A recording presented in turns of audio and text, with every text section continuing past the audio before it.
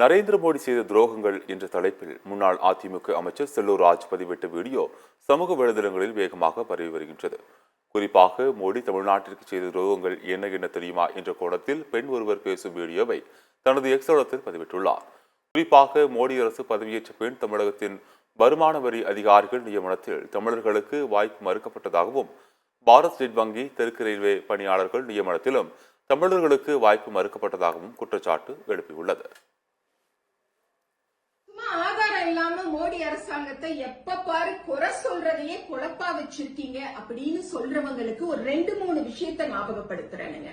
மோடி ஆட்சி வந்த பிறகு தமிழ்நாட்டுல வருமான வரி ஆய்வாளர்கள்னு ஒரு 1300 பேர் போட்டிருக்காங்க. அதுல ஒருத்தர் கூட தமிழர் கிடையாது. அடுத்து ஹையர் அபிஷியல் லெவல்ல வருமான வரி கண்காணிப்பாளர்கள்னு ஒரு 172 பேருக்கு வேலை கொடுத்திருக்காங்க. ஒருத்தர் கூட தமிழர் கிடையாது. SBI ஸ்டேட் பேங்க் ஆஃப் இந்தியால 1500 பேருக்கு வேலை போட்டிருக்காங்க. ஒருத்தர் கூட தமிழர் கிடையாது.